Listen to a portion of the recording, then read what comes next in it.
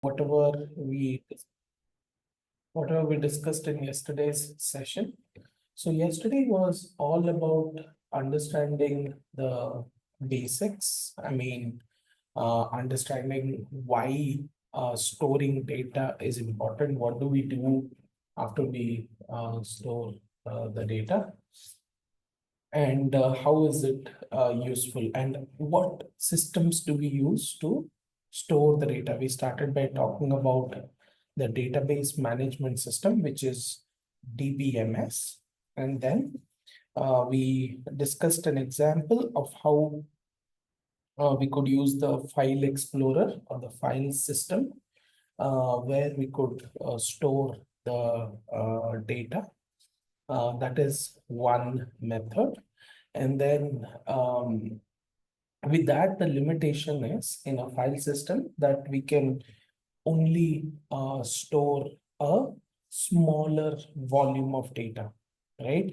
Um, uh, uh, if the data volume gets bigger, it is difficult to manage the data, and also retrieval of the data becomes very, very difficult, right?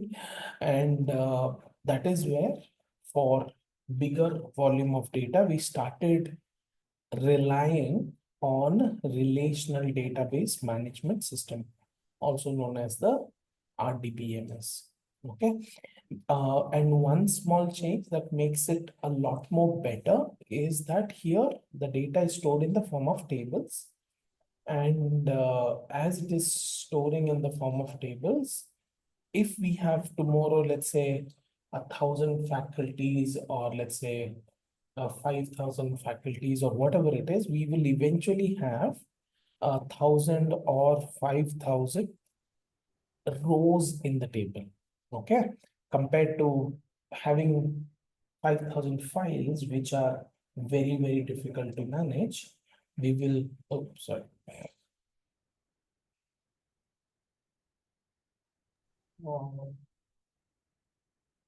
Yeah. Okay, I'm saying what's going on. Yeah.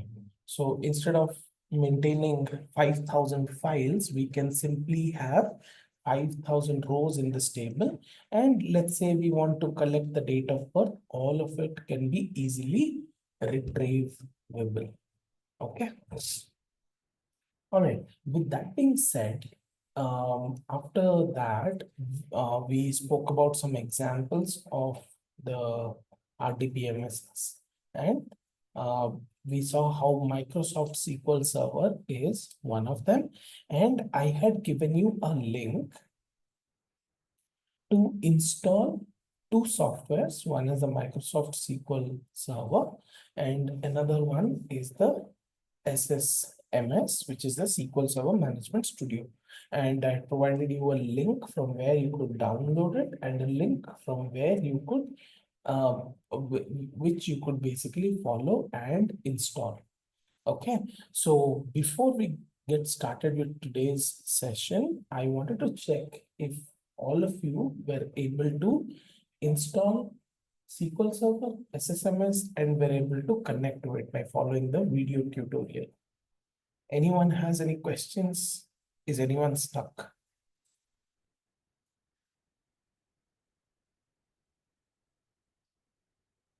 Is everyone good with the installation? Because we will be using these softwares a lot going forward. That is why it's very important to have this installed in the first place.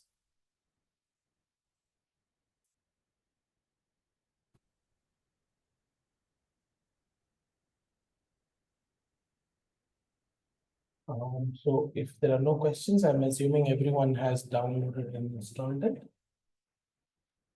right? Sorry, I just came. I was having an issue with my internet. Sorry, come again?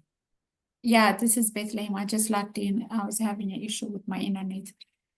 I just need some help with downloading because I have a new laptop.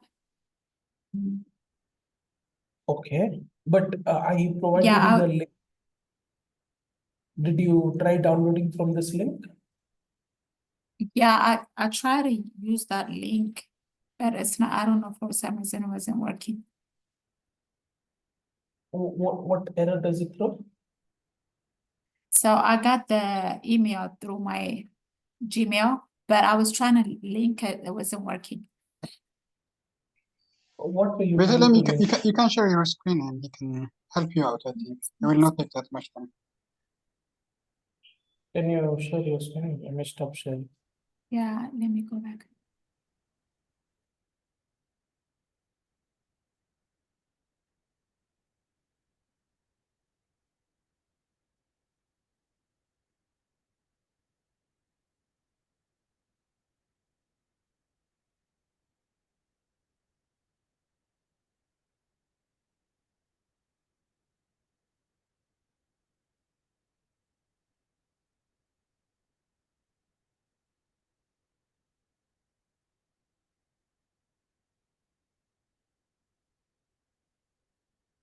Adlan, could you share your screen? Yeah, I'm gonna share, okay.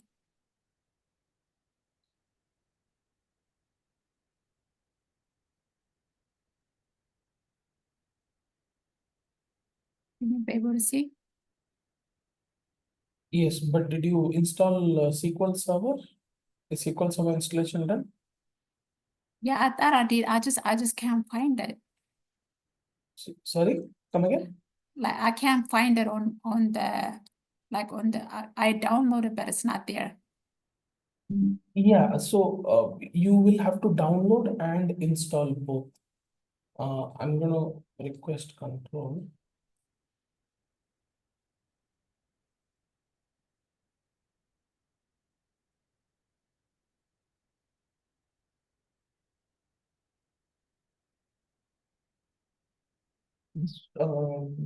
This one, did you install this one? Yeah, I did. So when I opened the files, just not showing me. No, I mean, it won't show up. That is what I was telling you, that SQL Server is something that you won't. Why is Windows not working?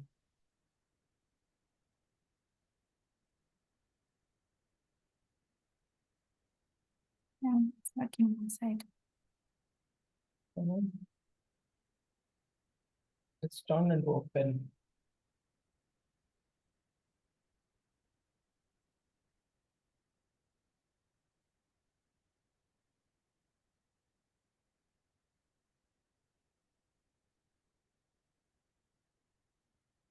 Okay, one second.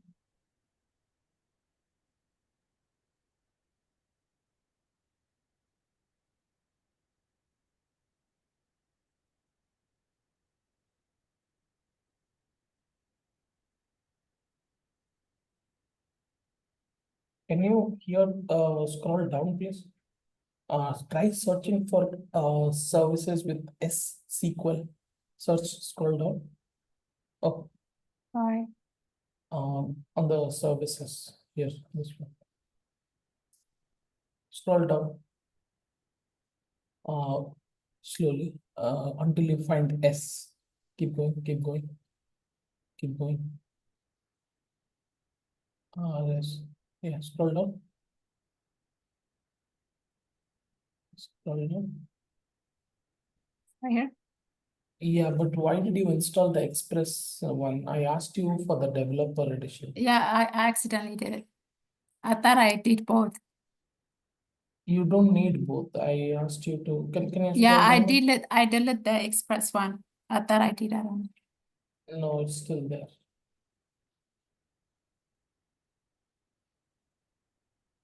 That's why I clearly mentioned to download and install the developer edition, not the Express one.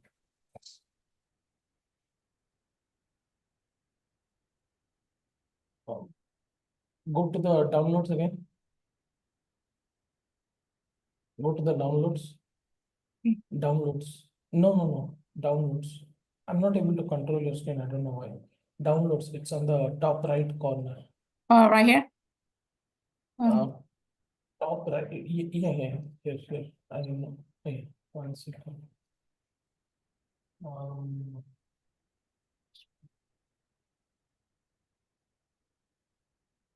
if you'd have followed the instructions that I mentioned, then you wouldn't have had this issue. It was very simple instructions. I mean, developer edition and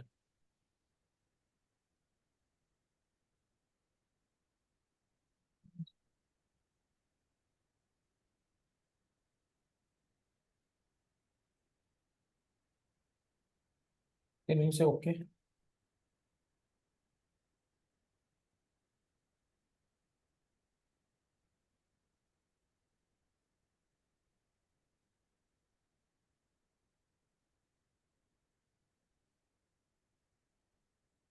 No, I'm not able to control. Click on basic.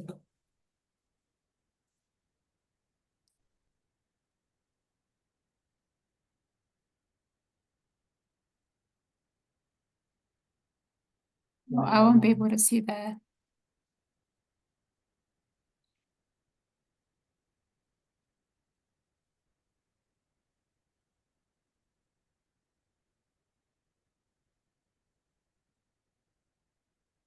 Okay, go to control panel.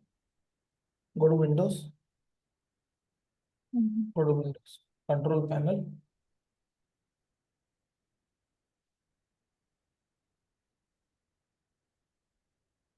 Share my. Okay, so for now, what you should have is you should have your SSMS, and you should be able to connect to the SQL Server from SSMS, because SQL Server, see guys, once you install SQL Server, that is what I told you yesterday as well. If you search for SQL Server as an application, you won't find it here. See, do you see anywhere that says SQL Server? Although I have SQL Server installed. That is because SQL Server is an application that stays in the background. Okay, that is installed and it stays in the background. What we can use is we can simply use the Management Studio to connect to the SQL Server. So how does it look when we connect to it? But before we do that, I have one small thing to explain to you before we move into our SSMS. See, yesterday we were speaking about how DBMS is not really suitable for huge amount of data, right? But that is when relational database management system comes in really handy.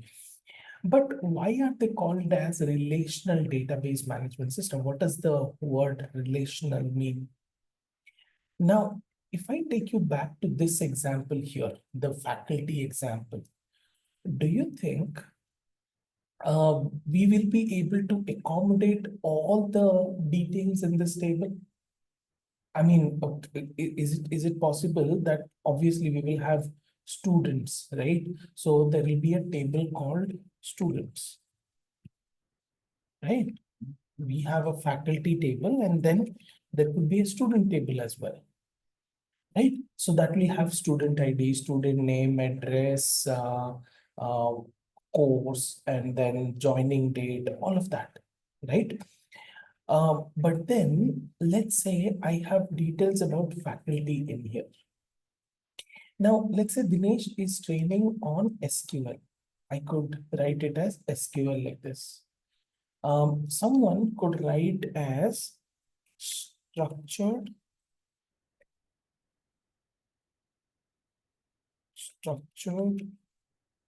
QL like this. Okay. Or someone could also write it as like this. Or someone could also write it like this. You see what I'm saying? So when you let someone insert the data into a column, they could type in anything. Okay, and you have no control on it. SQL stands for structured query language, right? Structured query language. So for SQL, someone could just type as SQL. But for Smith, while entering, they type as structured QL or S query language. And here it could be structured query language like this. So the thing is, we can save it. That's not a problem.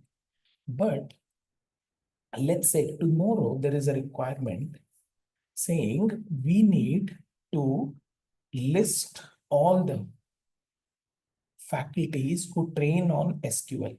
There's a simple requirement. Get me all the faculties who train on SQL. Now, the problem is I have to filter on this data, right? Where tech stack is SQL. But the problem is there are different versions of SQL. Although all of these are the same thing, but there are different forms of SQL, right? And that is where problems might be there, especially for columns like these. For name, it is fine. I mean, we cannot restrict or do anything on the name. But for the tech stack, which is a list of few technologies, what we could do is we could have a new table, okay, called tech stack. Okay, this will be a new table. Okay, and here we will have a tech stack ID and tech name, for example. Very simple table, but what this will give us is we can have one and give a name to that tech stack. For two, let's say Python. For three, let's say Power BI. Make sense? So we have three courses in total: SQL, Power BI, and Python. Correct? So I have given them an ID each. I create a table with only two columns and this. So what I can do here is, instead of storing the tech stack name, I could store the ID here. See, 1, 1, 1, 1. This is also 1. This is 1. This is 1. Power BI is 3. Python is 2. Power BI is 3. Okay. Makes sense. So what this does is, in RDBMS, okay, and this is a very important concept, okay. In RDBMS, we can reduce the redundancy of the data by creating relationships. These is called as a relationship. Why? Because this column derives all its values from this table right here. Yes or no? Do you see what I'm saying? So this becomes my child column, and this becomes my, this one becomes my parent. See what I'm saying? This one becomes my parent, and this one is my child. So all these values are derived from here. Okay. So in a way, what we did was and what does redundancy mean? Redundancy of the data, sorry, redundancy is the inconsistent repetitions of the data over and over again. So you remember how SQL was written in different forms? Somewhere it was SQL, somewhere it was structured QL, somewhere it was a structured query language. So it had different forms, right? And what that did was, redundancy also takes up more space. Okay, because if you have okay, so if you have more and more string values or text values stored in a column, it will obviously take more space compared to a small number. Why? We will discuss that later.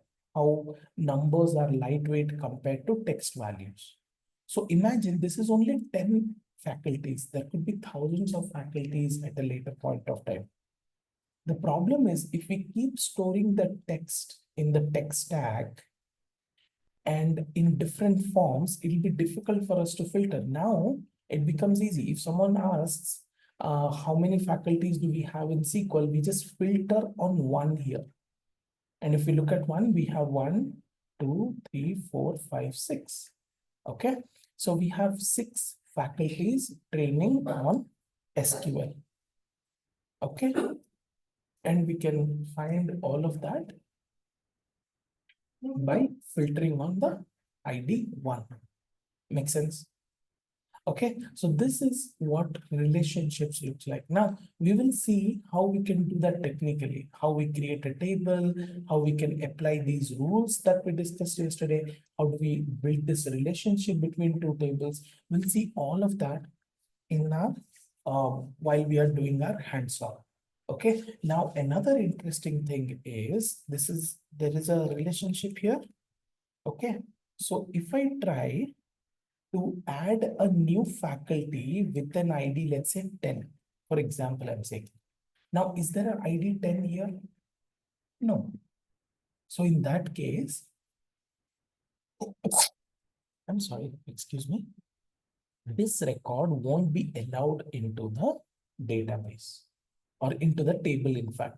Why? Because there is already a relationship, which means that this column can only hold those values that already exist in here. Does 10 exist? No, it doesn't. Okay, so it will only allow the values that are already existing in this list. Make sense? Okay, so we will see if this actually works. Whatever I am telling you actually works. Like if I insert another record with the same ID, does it work? Okay, if I try to let's say insert a negative salary, does it work or not? If I try to insert an ID that does not exist in the parent table, does it work or not? All of that we will see practically when we go to that topic. Okay, for now, all that I wanted to explain you is why do we call these as relational database management system? It is because of this very reason. You can have a lot of tables in one database and all of them might be linked to each other or related to each other directly or indirectly, like how this table and this table are linked through the text stack ID column, right? Similarly, there could be other examples like this. Let's say address. Address is also a classic example, okay? Because some might just type as IND, some might type the whole name as India, some might just say IN, okay? So the problem is, again, there will be redundancy of data here. Redundancy is when you have the similar value in different forms, and it's not good. Because tomorrow, if someone asks you, can you filter me all the Indian employees, it's going to be very difficult for you because there will be different versions of the same value. Do you see what I'm saying? So what could we do in this case? We could create an address table like we did for the tech stack. We could create an address table with address ID and address name. Okay, and then for India we give one ID, for US we give another, for France we give another, right? Or maybe we call them as country table. Okay, something like that. And here we will map the ID of those countries instead of having the name. One, it becomes lightweight, plus it's easy to filter also. There will be no redundancy of the data anymore. Fair enough. This is a very important reason, okay, because sometimes you might be asked, why do we call this as relational database management system, right? That is because the data is stored in the form of, you can have relationships that help you store data in a much more easier and readable manner inside the database. Cool, guys? Any questions so far on the on the relationships front?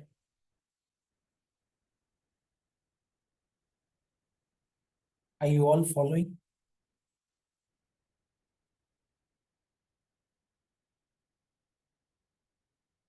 Bethlehem, is the installation finished for the SQL Server?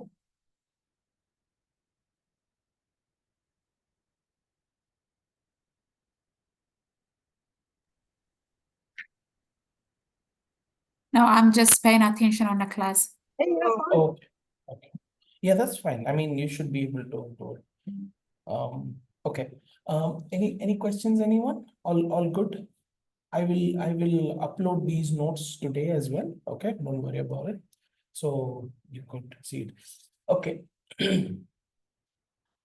So now, assuming that all of you have installed it, and Bethlehem obviously you'll be done by the end of today as well. One very big question is how to check if SQL Server is installed. Right now, I've been telling you that SQL Server is just installed in the background. You won't be able to see it if you search for it.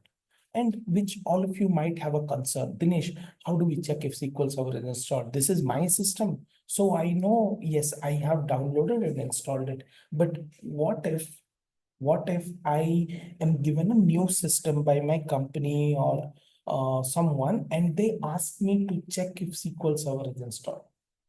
Okay, so the best way to find it out is use services. Okay, how? Go to Windows.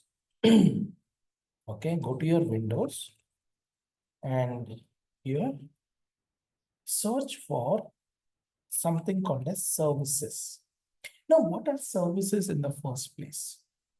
Okay, if you open this, right, if you open services, you will see a portal like this, an interface like this, with a huge list of services. See, this is a huge list of services. Now, you might say, I haven't installed, like Bethlehem has a new laptop. You Bethlehem as well would see a ton of services in here. Now, you might say, I have never installed these services. Services are basically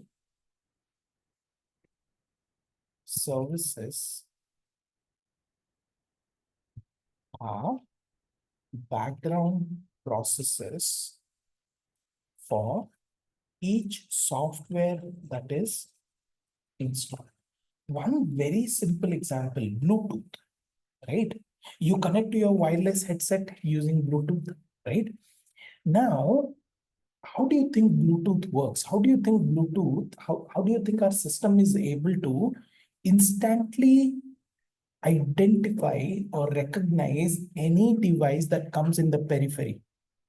There should be something in the background that is running, isn't it?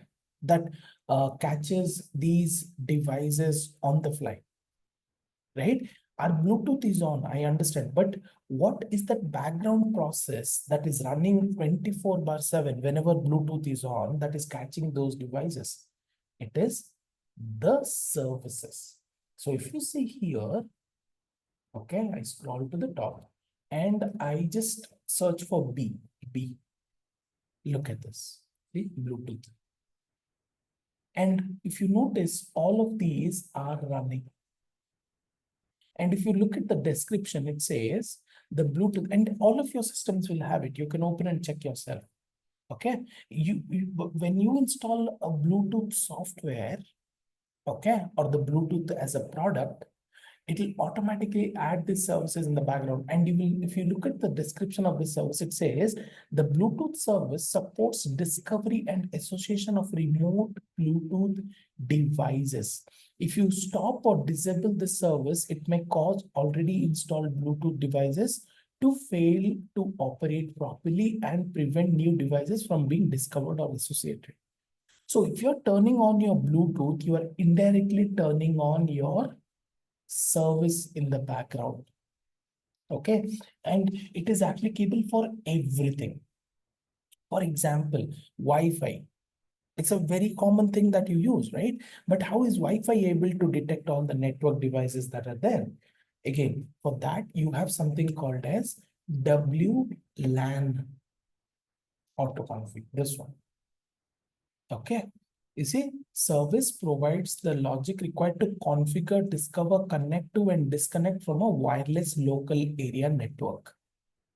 Okay, so this is the service. If I turn it off, my Wi-Fi will go off. Okay, I won't be connected to my Wi-Fi anymore. Okay, so every software that you install that runs in the background will have a service like this. Now, I have been telling you how SQL Server is always running in the background, is always available in the background, right? So for that also, if you scroll a bit up, you will find a SQL Server service. And Bethlehem, you remember the reason I asked you to open services and check is because this is the only place where we can tell if SQL Server is installed or not. And when we opened and checked, you had Express here. And we don't want the Express. So what we did, we uninstalled it. And we are now installing the developer edition. Okay, so guys, if you have by mistake installed the Express, just go to your control panel, to your programs and features like we did on Bethlehem system. You can also uninstall on your side and install the developer edition. Okay. So yes, this is the service that basically tells us that SQL Server is installed. So the service that you have to look for, check if there is a SQL Server service. Forget about the rest of it. Okay, SQL Server, agent analysis services, browser.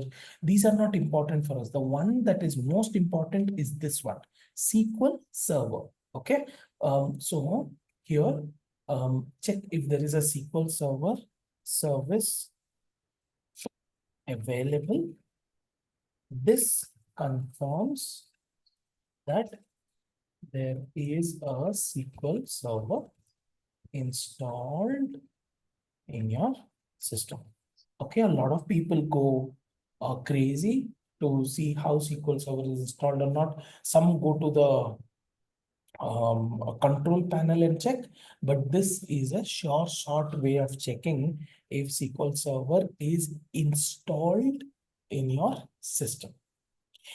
Sometimes it is installed, you are happy that it's installed, but when you go to SSMS and try to connect to the SQL Server on your system, it won't connect.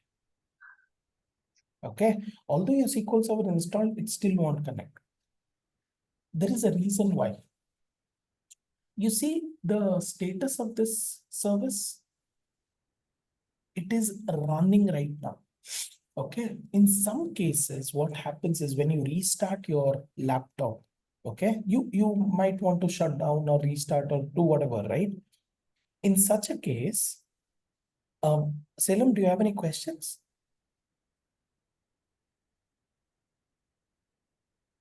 Okay, I thought your microphone was unmuted, so you might have a question. Okay, never mind. So let's say you restart or shut down your system. Microsoft, okay, might forcefully shut down this service. Okay, might stop the service. So it's running now. Let's say after shutdown, it stops it. So before shutdown, as it was running, you should be able to connect from your SSMS. I'll show this to you practically as well. But if it is stopped, you will no longer be able to connect to it. Okay. So you should always ensure that your SQL Server is in a running status.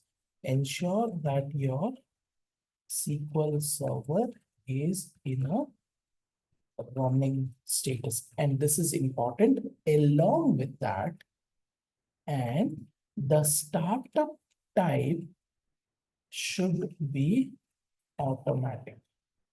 You see, startup type is there here. Make sure this is automatic. Why?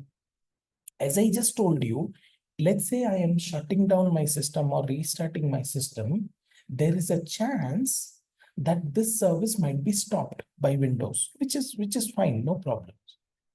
But when it restarts, when someone again turns on the system, it should automatically start running again. Okay, because the other statuses are, for example, manual. What this means is I have to manually turn this on after every restart. If it is not running, I have to manually turn it on, which is not really good. Because since then, by then, a lot of people will try to connect to my SQL Server and they won't be able to connect. So always ensure that it is a running state and automatic startup time. Now let's say it is not running. Okay, how do you run it? Just right click and you will see the start button enabled here. If it is not running, okay. For me, it is running. That's why the stop is enabled. But in your case, if it is not running, your start will be enabled. Just click on it and it will run your service. One. Second, how do you change your startup type? For that, you have to right click and go to the properties of the service. Okay. And here, the startup type, you can change it to automatic from whatever you have right now. Do not keep it manual. Do not keep it automatic delayed start. Just set it to automatic and say apply and okay. Fair enough. So your status should be running and startup type should be automatic for your SQL Server service. Okay. And this is very, very important. After every installation, you have to check this. Okay. Because after some installations, your SQL Server service might not be running, and that's not a good thing. Okay. It should be in a running status and the startup type should be automatic. No other option.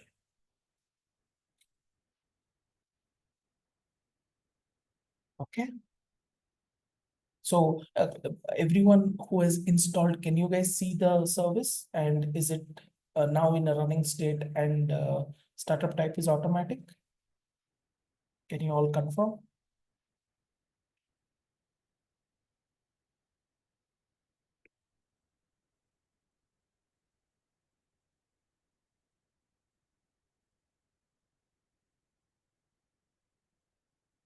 Okay, great.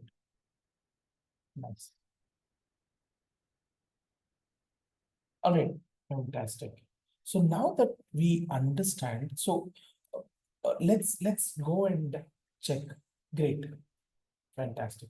So let's go and check if what I just mentioned to you is correct or wrong. I was telling you how if this is not running, I will not be able to connect to my SQL Server, right? So here, let's open SSMS because as I told you, we cannot open SQL Server directly, but we have confirmed that SQL Server is there. So I just go to my SSMS.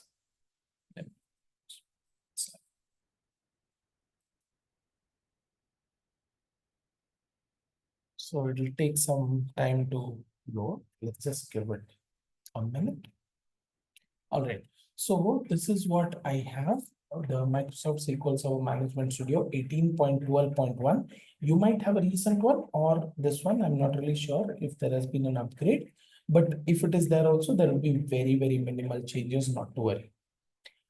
So once it launches, okay, the first thing it asks you is the server type. Okay, now we are focusing as of now on the database engine. Okay, it's important that we focus entirely on database engine. The rest are all BI components. We will discuss what business intelligence is and how is it helpful. But for now, let's focus on the database engine part. And in your case, you might get a server name here, which is nothing but your system name. How do you get your system name? Just go to Windows and just search for PC name. That's it. Okay.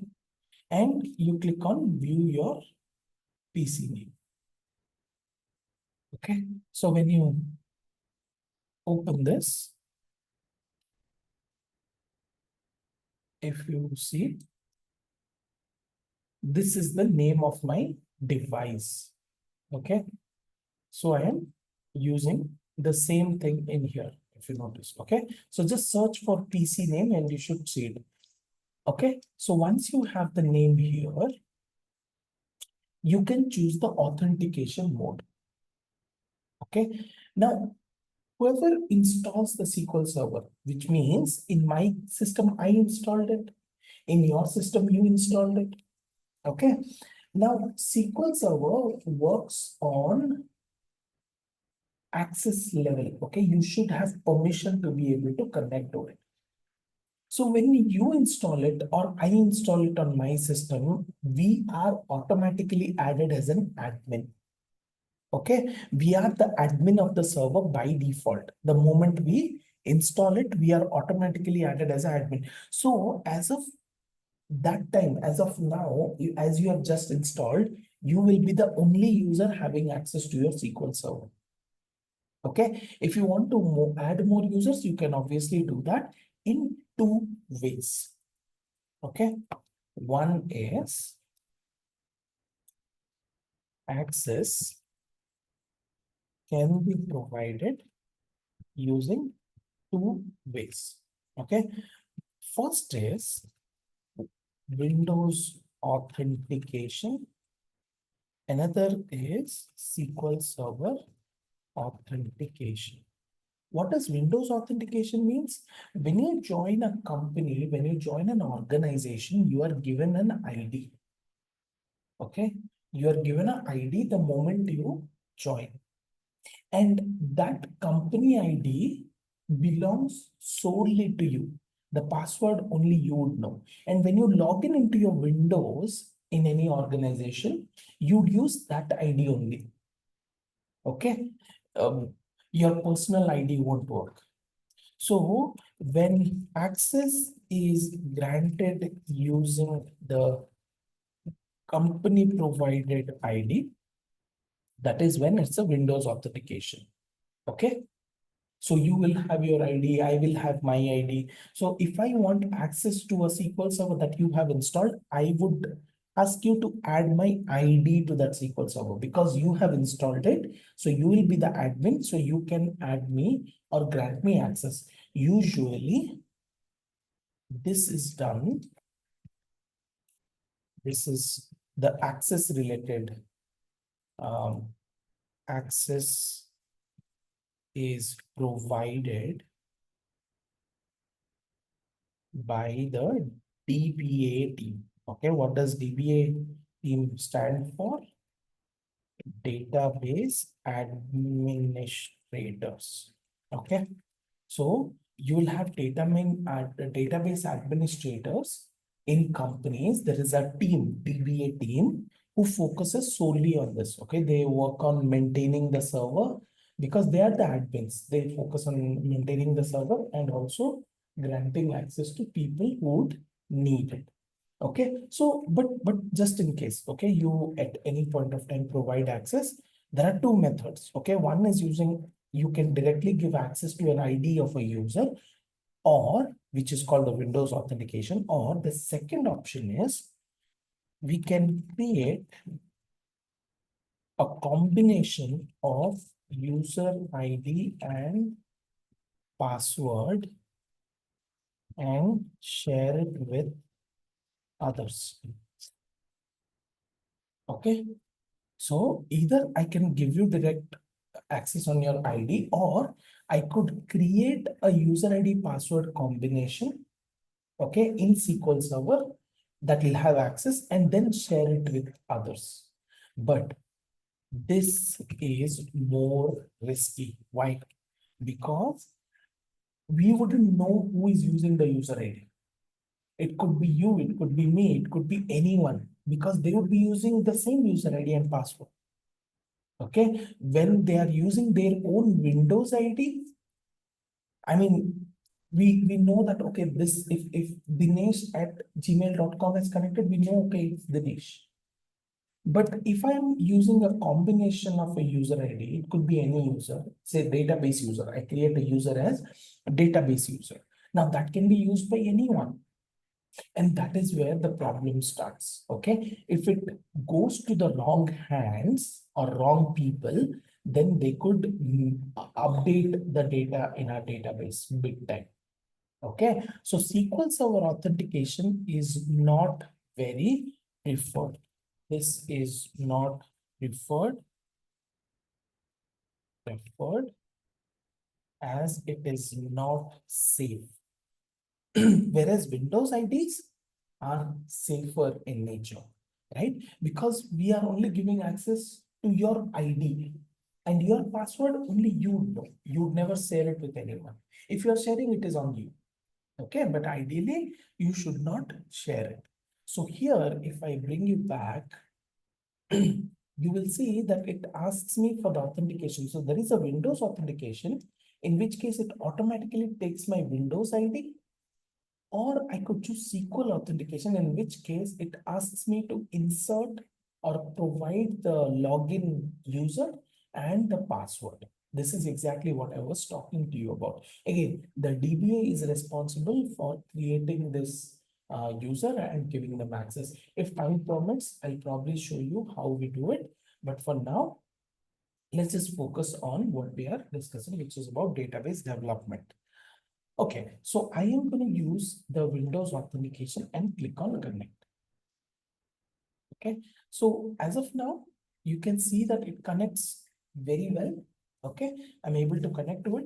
Let me show you what I was talking about earlier, how your service should be in a running state for you to connect here. I'm going to simply disconnect this. Okay, done. Now, so I've shown you by connecting. Now I'm going to go back here to the SQL Server service. Okay, if you want, you can check with me. Right click and stop the service. Okay, and I say yes. So as you can see, it is stopping the service on my local computer. So you see, the service is now stopped. It's not running anymore.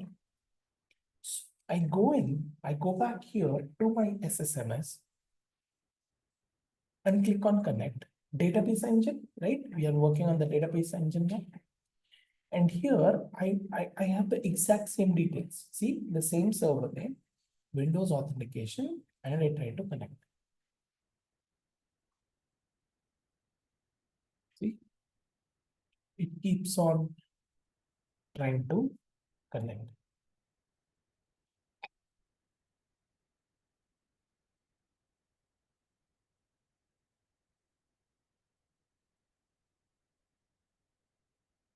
Okay, did anyone else try?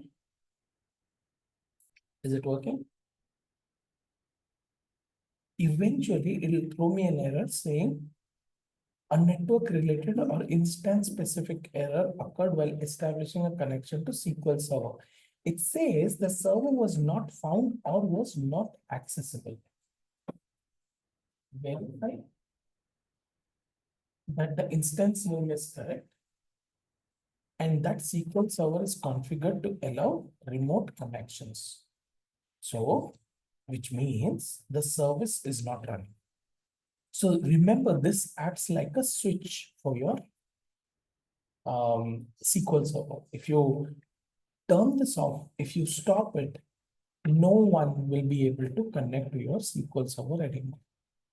So I'm going to start this again and see if it works now. Okay, I've started it. Now let me go in here and say connect. See, the moment I started, it again started connecting. Okay, so it's important for you to ensure that your service is in a running state and automatic startup time. Cool. Any questions, guys?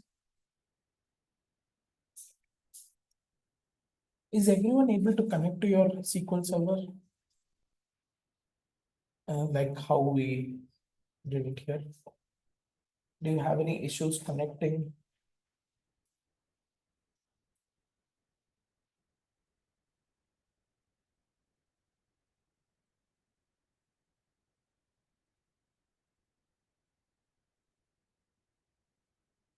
No? Okay, very good. All right. So with that being said, let's take a break here. And on the other side of the break, we will explore what are the different things that we have inside a SQL Server. Okay, you see this is an SSMS. Now, if I disconnect the SQL Server, I have nothing to do here. Okay, that's why I told you that this is just a user interface. to connect to the SQL server, and all the operations that we do will be done on the SQL server. Okay, this user interface has nothing else to do if you're not connecting to a SQL server. So we will always be connecting to a SQL server on the SSMS and do whatever operations are needed. Okay, for now, let's take a break, and on the other side of the break, we will explore a little bit about the different components inside a server. Okay, so I'm going to add a timer like yesterday. We'll take a 10-minute break, and I will see you on the other side of the break. Welcome back. Okay, so before we went on the break, we discussed about how we connect to the SQL server and how to check if SQL server is installed in the system or not. Now, once we connect to the SQL server, you will see it is connected to something called as the Object Explorer. Okay, the Object Explorer, the name suggests that it helps us explore the different objects inside our SQL server. Okay, basically, if you want to research how many databases are there, how many tables are there inside the database, all of that you could check from here. How many users are there, all of that basically can be checked from here. This is basically letting us explore the different components that are there inside the server. Just let's say, for example, if this closes by mistake, you can always go to view and reopen your Object Explorer here. Okay, you see, it is back open again. Now, the first thing that you see here is the databases. Okay, the databases, basically, as we have discussed already, database is nothing but a container inside which we create tables. So if you remember, if you recall here, let's say Belfort Tech is a database. Then inside that, I can have multiple tables. Inside those tables, we will have different data. Correct? Now, similarly here, we can create our own databases as well. So databases in SQL Server are of two types. In SQL Server are of two types. One is your system database. Second is your user database. Okay. Now, Belfort Tech, for example, is a database that I might create. So that becomes a user database. So databases created for our own use in SQL Server are referred to as user database. This is simple to understand. What is a system database? So by default, whenever you install, so you all have recently installed SQL Server and are connecting to it. If you expand this list and there is a system databases folder, if you expand that, you will already see 4 different databases. Okay, the names are one is master, model, MSDB, and TempDB. Okay, so these are the 4 system databases that we have in every single SQL server. So you will also see it in your SQL server as well. Can all of you see it? Is it visible?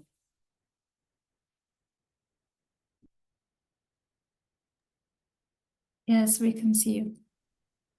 Oh, sorry, Yeah, we can see. you can see it, right? Yes. Great. So what is the purpose of all of this? Now remember, system databases are purely created and managed by SQL Server. Okay. And one thing to remember is never ever make a change on the system DBs. Okay. Under no circumstances you should make a change on the system DBs. Okay, do not create any new table, do not create anything in the system databases. They are purely meant for SQL Server's own use. Okay, SQL Server uses it for different purposes. Starting with the master, I'll just give you a brief of all of these, what they really store. The master database is like a master for the entire server. So this contains the user, their access, their privileges, and the system configuration. Okay, like for example, we can send emails via SQL Server.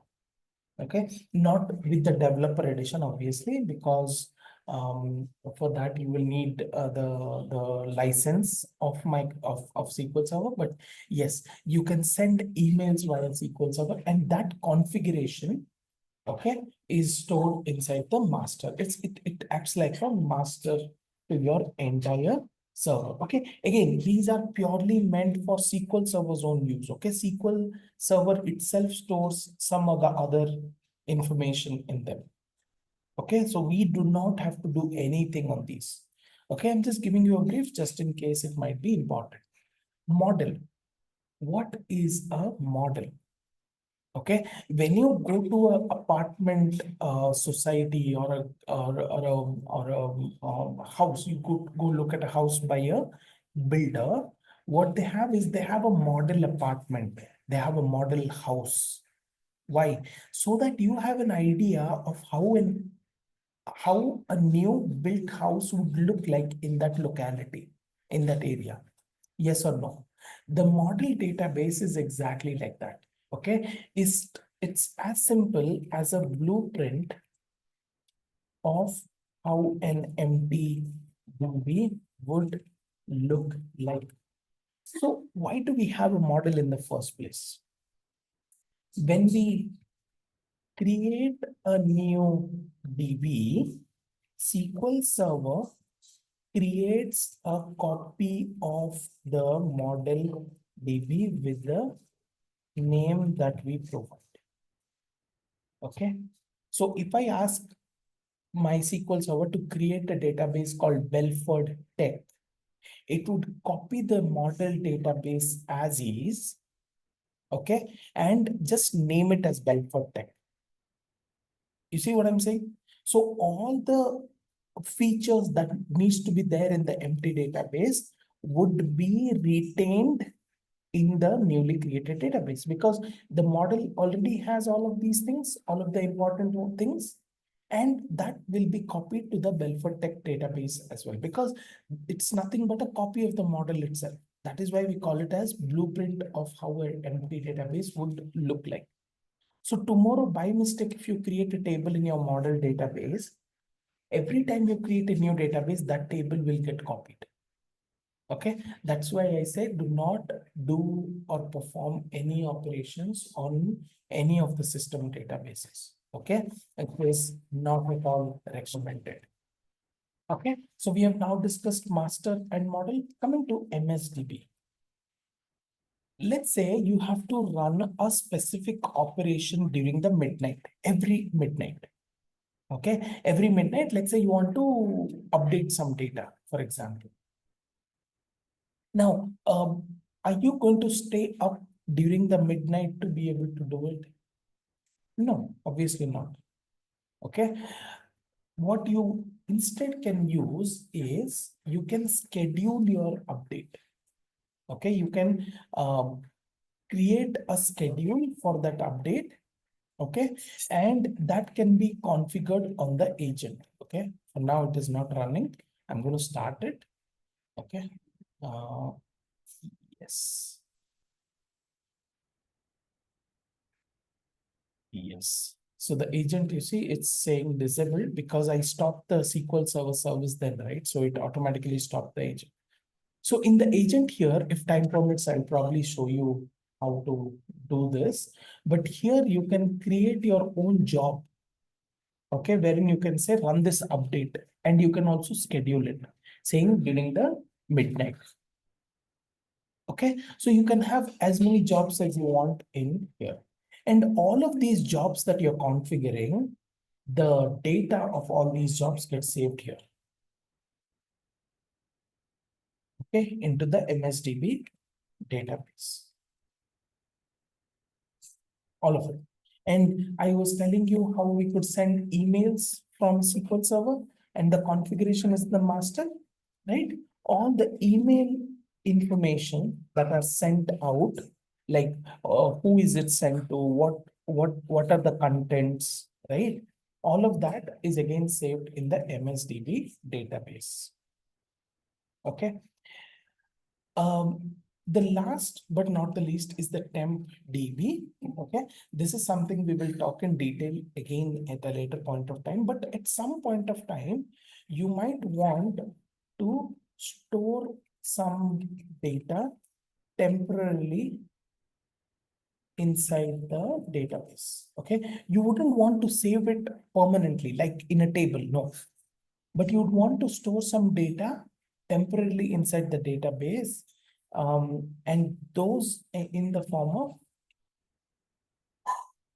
temp tables. Okay, we will discuss how many types of temp tables are there, how do we create temp tables, and all of that. Okay, all of these temp tables are saved in the temp DB. Okay, all these temporary tables are stored inside the temp DB, and every time you close your SQL Server, it automatically cleans them up. Okay, that is why these are called as temp tables.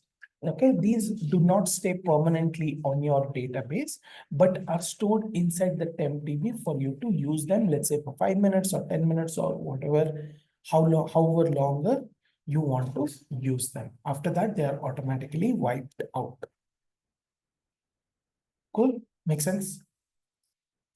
Okay, so these are a brief explanation of what system databases are all about. Now let's get back to here and try creating our first database. Okay, so here, for us to create a new database, I'll have to be able to write a command. In what language? In the SQL language. If you recall, I've been telling you how SQL is the language that we use to write and execute different commands on the SQL Server, right? So where do we write those commands? We need a platform. We need a notepad or a text pad where we could write it. That is where you see there is a new query option here. Okay, you can either click on this, or you can use Control and N. You see, Control and N is a shortcut, which means a new query window. And when you click on it, it would pop up like this. Okay, now in your case, you will see that your Object Explorer is taking up some space like this. And you will also have your properties window taking up some space like this. Okay, I know, but the properties window is of no use. So we could simply close this. Okay. So just go ahead and close that. See, we are going to spend a lot of time on this section right here, where we are going to write the queries or commands and execute the commands. So I would want maximum visibility in here. The Object Explorer, we are rarely going to use, and whenever we are going to use, we will see it. So for now, what you can do is you have an option here to auto hide your Object Explorer. You see, there is an auto hide option. So you click on it, what it does is it docks it to the left of your screen. So whenever you need, you would simply click on it and it reappears. You click outside, it goes and hides again. If you permanently want to save it, just click on this and it will stay on the left side of your screen. It won't go anywhere. But I prefer maximum visibility of my query window. So I collapse this, I auto hide it, and it's always there on the left side. Whenever I need, I just click on it, it reappears, and then I can check whatever I want, and then I can click outside, it goes and docks to the left of the screen. So this is a very, very convenient. See, now my entire screen is for me to write and execute commands. So I can write whatever commands I need here. For example, I want to create a database.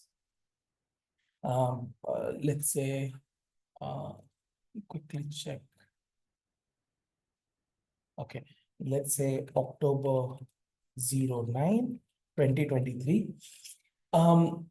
Now it's very important that you follow some naming conventions in SQL Server. Okay. And this is applicable. 1 second, please. Someone is at the door. Just a second.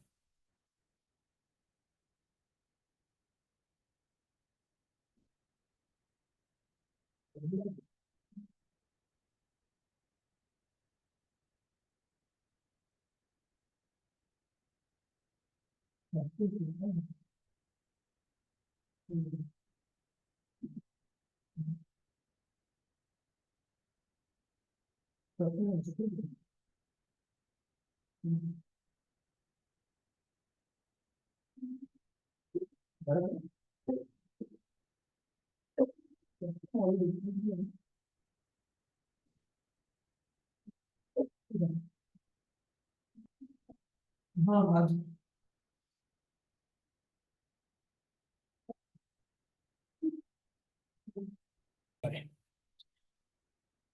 So there are certain naming conventions while naming a DB. Okay, what are those? One, never start with numbers or special characters. Okay, it's very important. Like for example, here, if I start with $1, see, it throws me an error. Okay, try to always start with the alphabet. Okay, and try to use camel case as much as possible. What does camel case mean? The first character is uppercase and the rest are lowercase. If you have two words, then it should be like this. Okay. Now, is SQL Server, is SQL case sensitive? No. SQL is not case sensitive. That means I can create a database like this. Okay. But I could, while referencing, I could reference it like this. It'll work absolutely. Like the create database, I could also write it like this. It will work. Okay. Only because it's a good practice, I write all my commands in uppercase and the naming in lowercase. But it's up to you. You can also write in an entirely lowercase, but try to practice it this way. Okay, because it's a good practice to do it like this. But SQL is not case sensitive. You can use any case of your own choice. Third point is never use spaces in the name. And guys, these are applicable for any kind of naming. While naming your database, while naming your table, while naming your column, in all cases, these are applicable. Okay, so never use spaces in the name. For example, if I just say October 9, 2023, see, it again throws an error. Okay, instead use underscore like this. Okay, cool. So these are a few things that you need to remember before naming your um, database or your table. Okay, now in order for me to execute my query, okay, there are different options that I could use. Okay, let's say this is a query that I've written. Okay, always remember to highlight the query that you want to execute. Okay, so let's say this is the query that I want to execute. I would highlight this and click on execute. Okay, so there are three ways to execute your query. Okay, one is using the execute button on top. Okay, that is the one option. Second is using Control plus E. Okay, third is using F5. Okay, so you have the F5 key on your keyboard. So these are the three ways in which you could execute your query. So I can highlight and either click on execute, or I can use Control E, or I can use the F5. All of the three work exactly the same, no difference at all. It completely depends on your convenience. Okay, whatever you're convenient in using, go ahead and use it.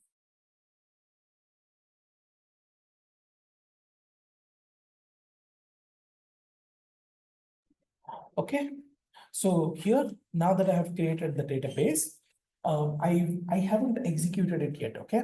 But remember that while naming a database, make sure that, one more rule, ensure that no other object exists with that name. Suppose if you are creating a table, make sure no other table exists with that name.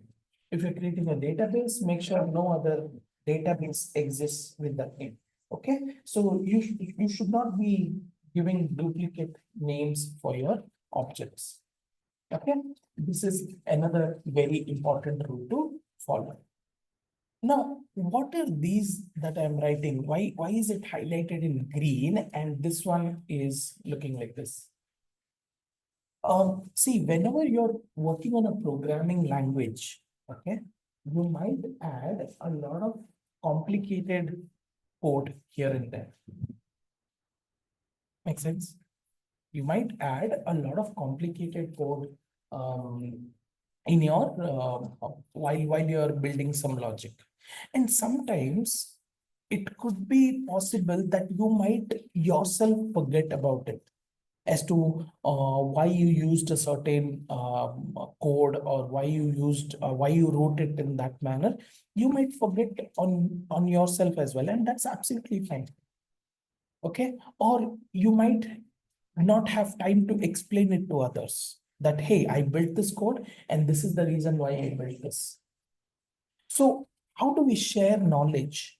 Let's say I have built a certain code. How do I explain it to the team why I have built it that way? What considerations did I follow? What good practices did I follow? How do I explain it to them? In order to do that, I can always add some comments on my code. Okay. Comments on code are very, very important because it gives a brief description about your code and what it exactly does. Like, for example, this is creating a database. Now, if I have to write a note for this or a description for it, would I want to execute it? No. I would want SQL Server also to ignore it, right? So I would put a double dash in the front and say, create a new database. Okay, so this is a brief description of what this command exactly does. Make sense?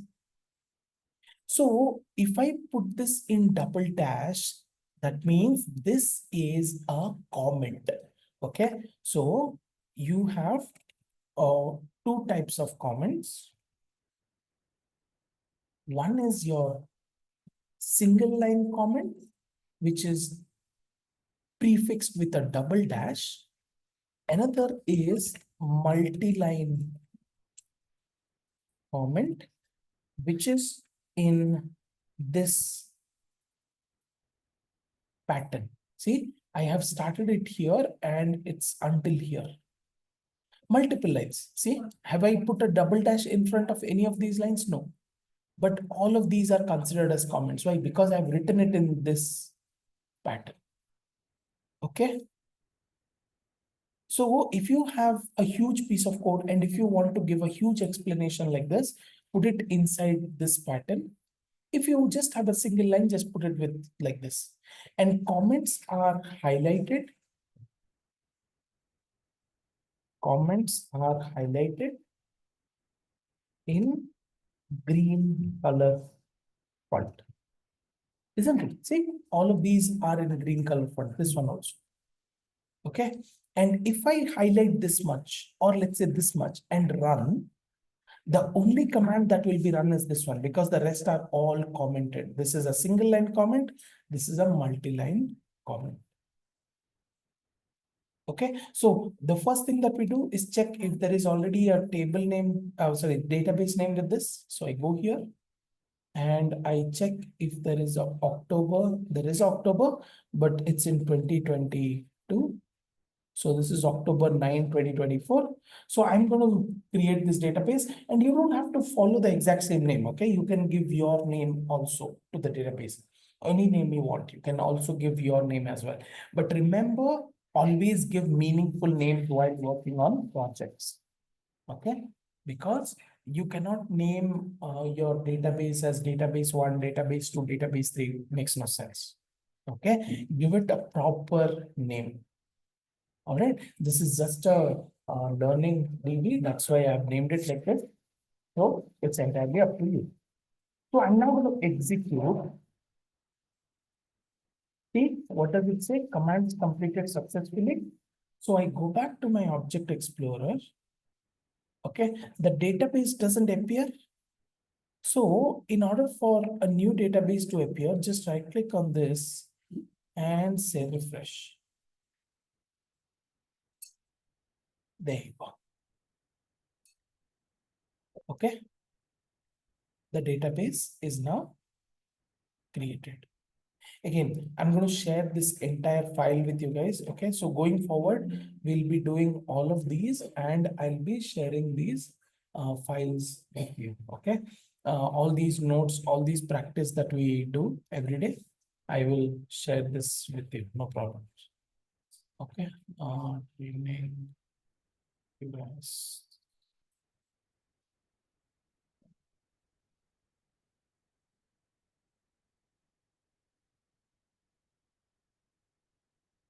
All right.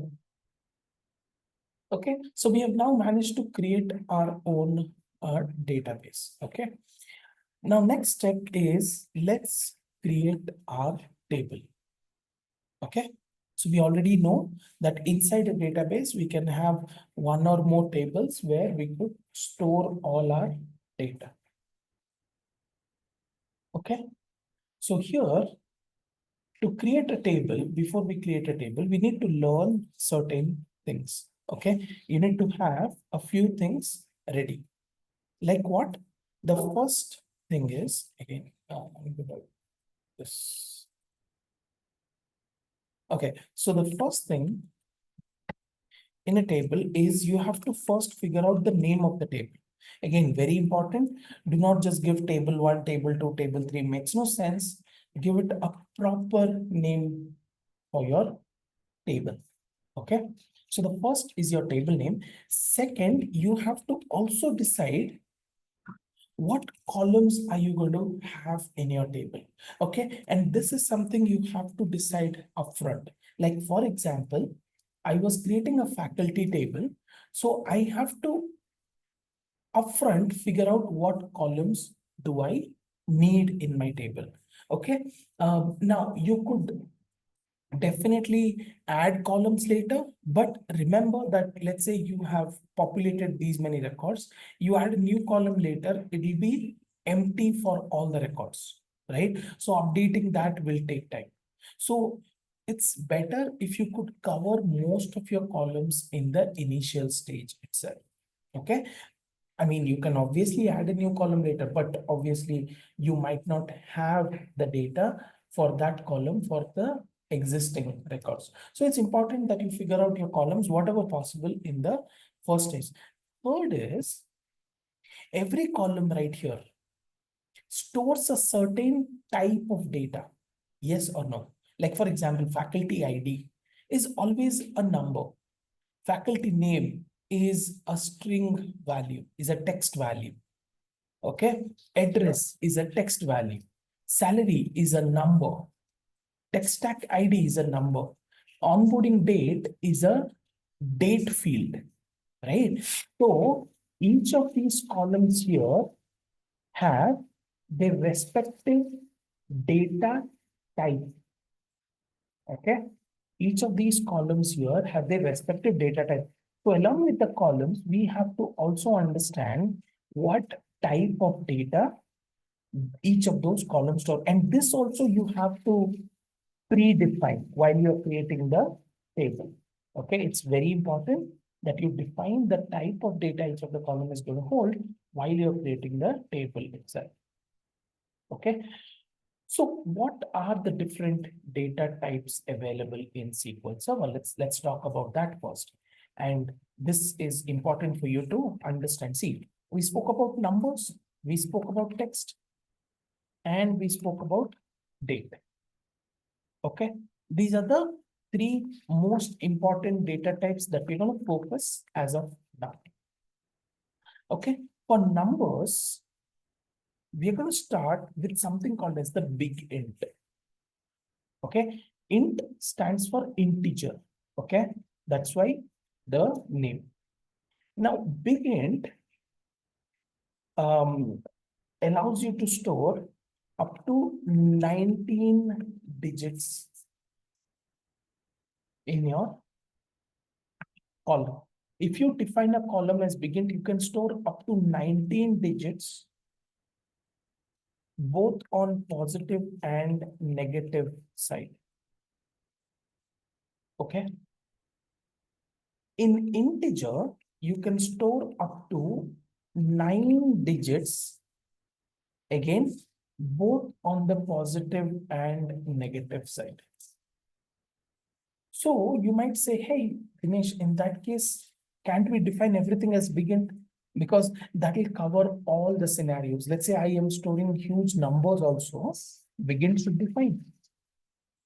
But the problem is the amount of space that they consume.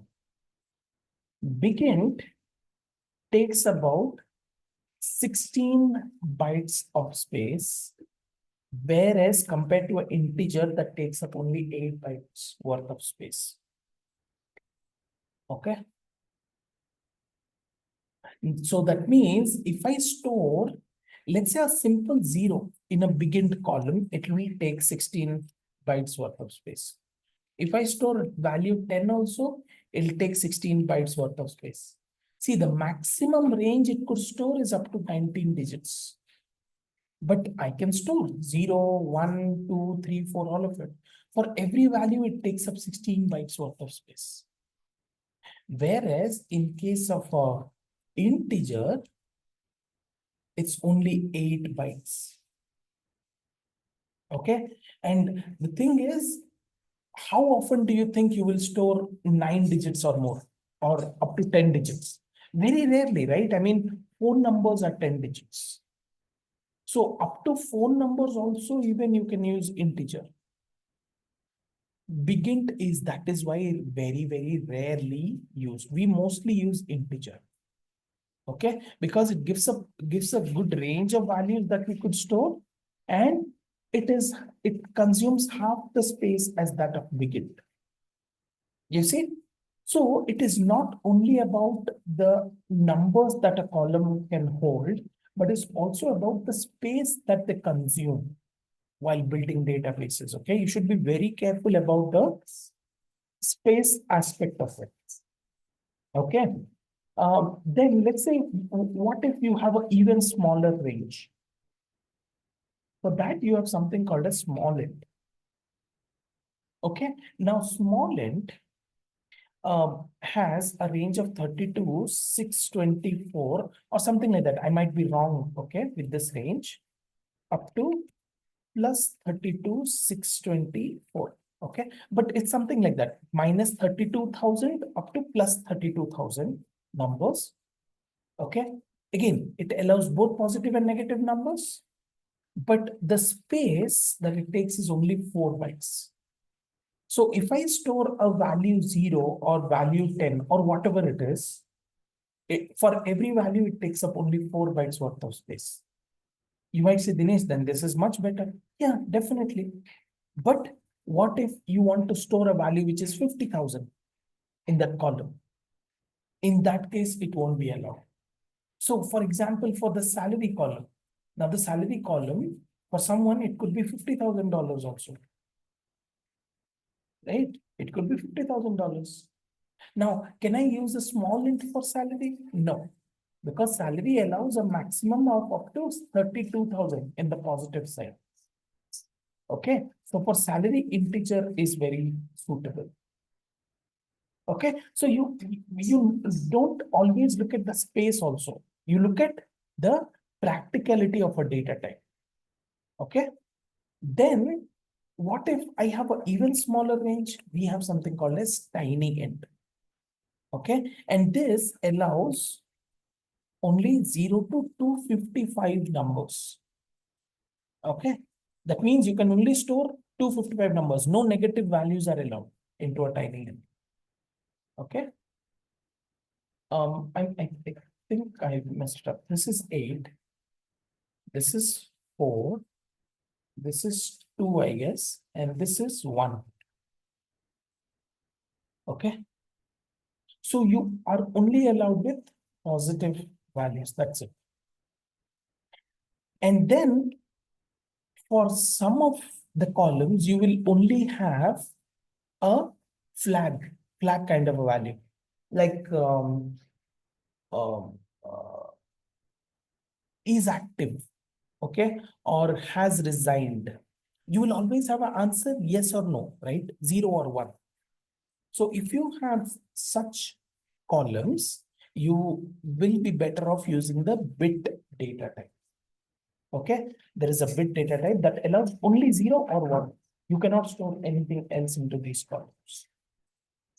Okay, so this is your mostly your numbers data, mostly numeric data. But then what if I want to store a decimal value? For that, we have a decimal data type.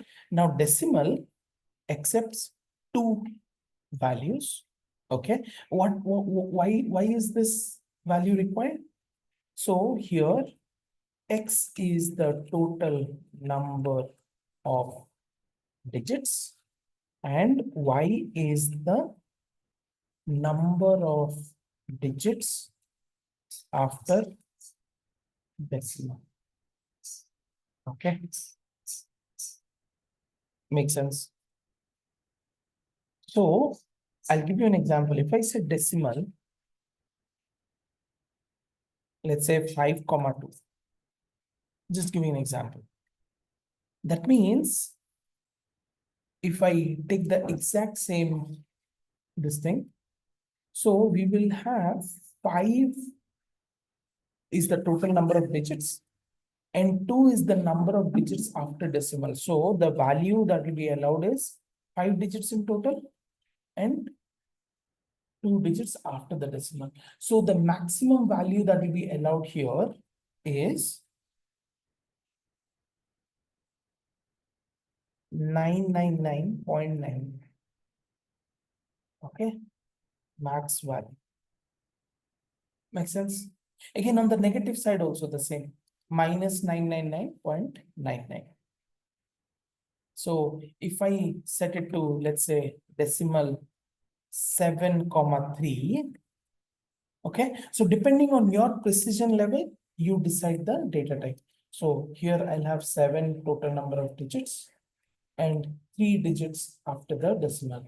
So here I would have 1, 2, 3, 4, 5, 6, 7 and 3 digits after the decimal like this. So the max value here is going to be 1, 2, 3, 4, 5, 6, 7 and 3 digits after the decimal. So 9,999.999 would be the maximum value. Yeah. So small int, thank you, SIS. So small int, this is the range of value. Okay. Good. So this is how you determine your decimal data type. Okay. The next is text. Okay. Now, these things will come with your experience.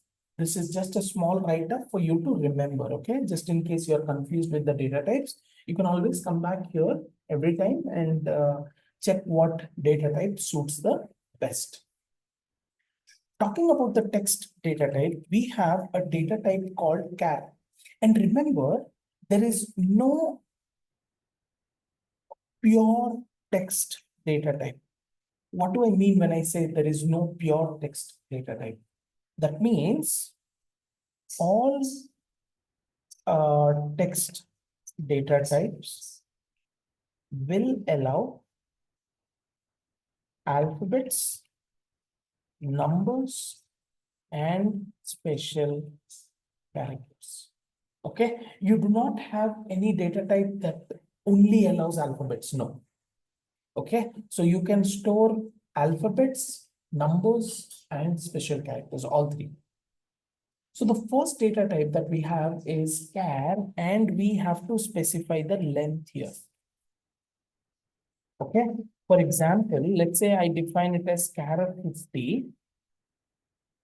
Okay, that means max 50 characters will be allowed in the column. But there is a catch here. There's a problem here. What? Let's say I store Dinesh in the column. Okay, I store Dinesh in a column which is defined as char of 50. Okay, I store Dinesh, which is 6 characters. Yes or no? My name is only 6 characters, right? But it will still take space worth of 50 characters.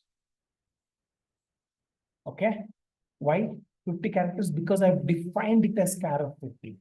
Similarly, if I define it as char of 100, it will take space worth of 100 characters, irrespective of whatever value I store. This is why char is said to be a fixed length data type. Okay, it's a fixed length data type, which means irrespective of how many number of characters you store, it will always take space worth of 50 characters. So where is this applicable? So this is applicable for columns like country code, wherein you clearly know that there will be how many characters. Okay, country code is IND, USA, FRA for France, right? So when you know the exact number of characters, you can use a char data type. Okay, for column like name can be different characters. I mean, my name could be 7 characters, yours could be 10, someone else's could be 15. In that case, char is not a suggested data type. Okay, char is not suggested for columns like name. Okay, why? Because it might have different length, but every time it will take space worth of 50 characters, which makes no sense. Okay, so you can give any number here. You can also give 200. So 200 characters will be allowed in the column. So what data type do we use for columns like name, where the length could vary? For that, we use something called as varchar. Again, we can define the X. I can say varchar of, let's say, 100. That means here max 100 characters will be allowed. Okay, anything beyond that, it will start throwing you errors. But the interesting part is, if I store Dinesh here, 6 characters, it will take space worth of 6 characters. Although I've defined it as varchar 100, that doesn't mean it will take space worth of 100 characters. It will only take space worth of 6 characters. And this is a variable length data type.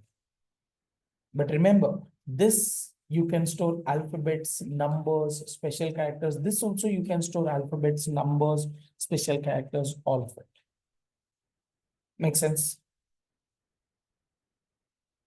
The next data type that we have is the n-varchar. Okay. And here also we can define as X. Okay, let me just copy this entire thing. Let's say I define n-varchar of 100. Again, max 100 characters would be allowed. If I store Dinesh in here, which is 6 characters, it will take space worth of 12 characters. Now you might be wondering, hey, Dinesh, we already have varchar. Why do we need an n varchar?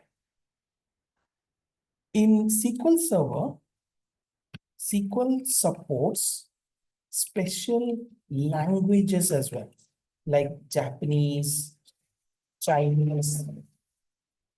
Okay, all these translations, okay, are stored in the n varchar column. Okay, you cannot store these on the normal varchar columns. You will need a n varchar columns to store Chinese, Japanese characters in a column. And in order to understand the characters in other languages,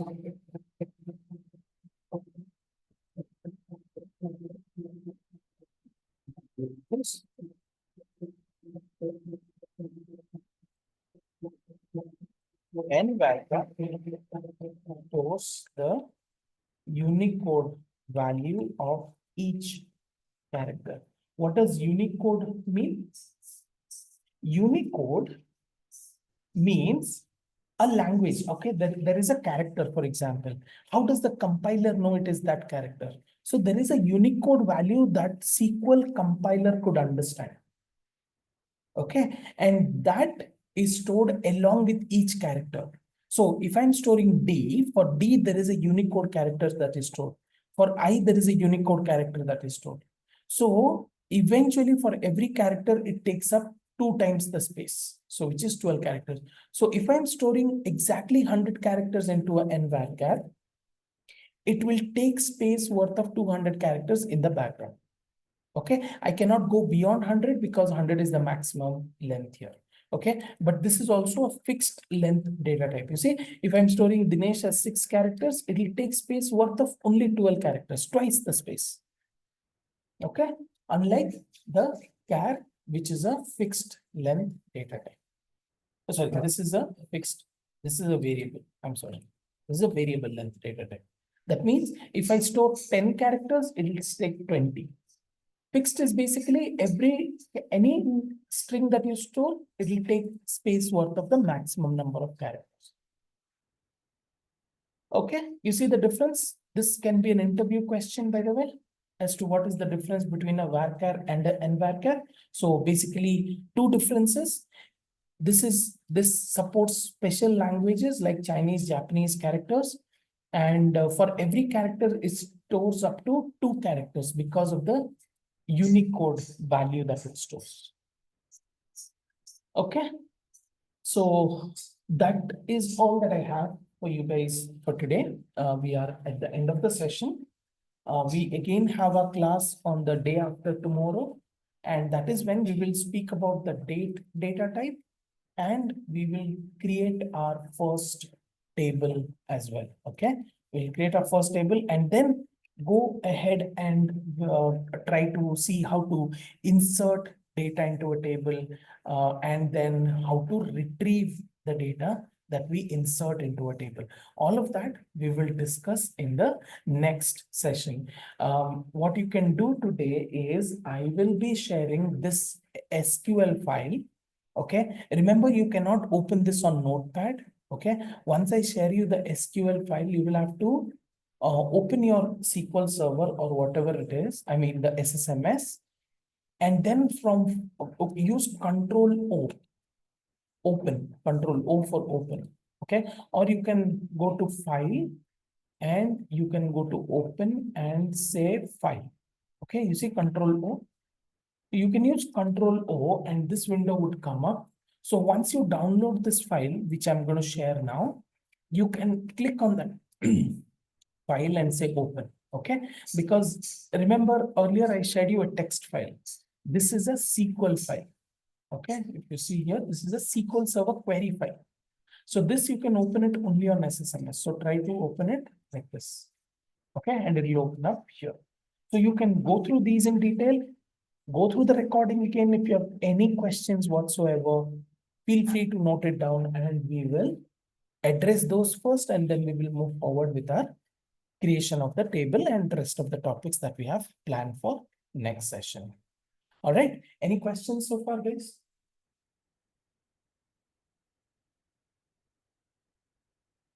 All good? Are you following? Is the pace of the session okay?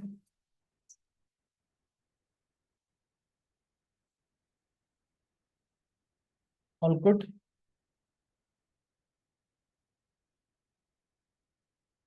Okay, I'm assuming yes. Cool. If there is anything, feel free to reach out to me or SIS, and we'll help you out. Okay, thank you so much. Take good care of yourself. Have a good